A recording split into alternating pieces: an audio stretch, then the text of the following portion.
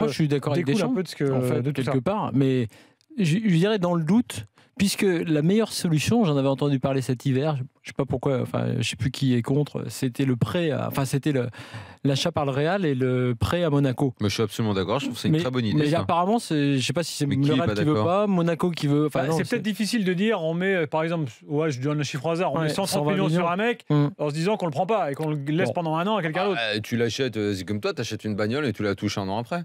Bah oui, mais quand Si tu tu achètes la la récupères bagnole, en bon état. quand tu craques tout ton portefeuille pour la caisse, tu la veux tout de suite. Tu veux pas pouvoir pendant un an. Si t'as un toi, pour une bagnole, tu claques tout ton larfeuille. Si t'as un 32e de finale à Chasselet au Mont d'Or et que effectivement ça se passe pas bien.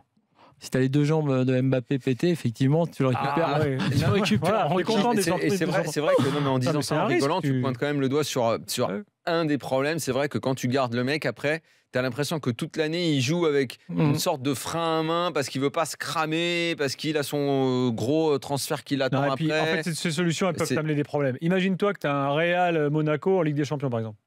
Non mais c'est vrai, tu vois, je suis passé de c'est une bonne idée à c'est pas une bonne idée en fait. Bon bref, vous avez raison. Comme elle n'est pas validée pour toutes ces raisons-là sans doute ou d'autres, moi je dis effectivement dans le doute et aussi par rapport à l'âge d'Mbappé.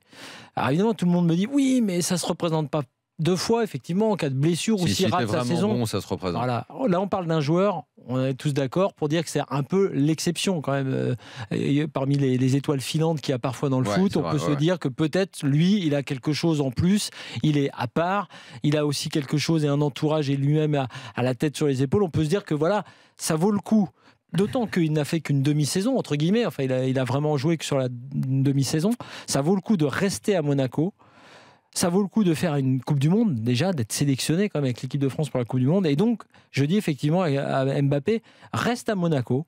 Et moi, je suis certain et persuadé que si c'est pas le Real, ce sera un autre, mais ce sera peut-être encore le Real. Alors qu'il y a quelques semaines, je me disais, tiens, si le Real se présente, faut y aller.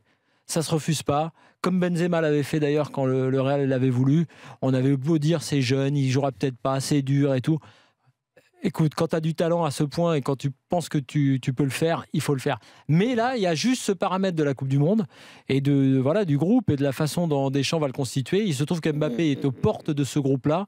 Et là, je dis donc à Mbappé, je pense qu'effectivement, il faut faire une petite entorse à cette règle qui veut quand même que quand un grand club, un immense club te veut, tu y vas. Sauf que là, je pense qu'il peut, et pour de bonnes raisons, rester à Monaco. Qui plus est, après, pour le projet monégasque, ce serait une super en gros, toi, tu dis angulaire. Mbappé, tu restes et t'es au mondial. Ah oui, mais ça c'est sûr et certain, parce qu'à Monaco, il est sûr de jouer. Oui.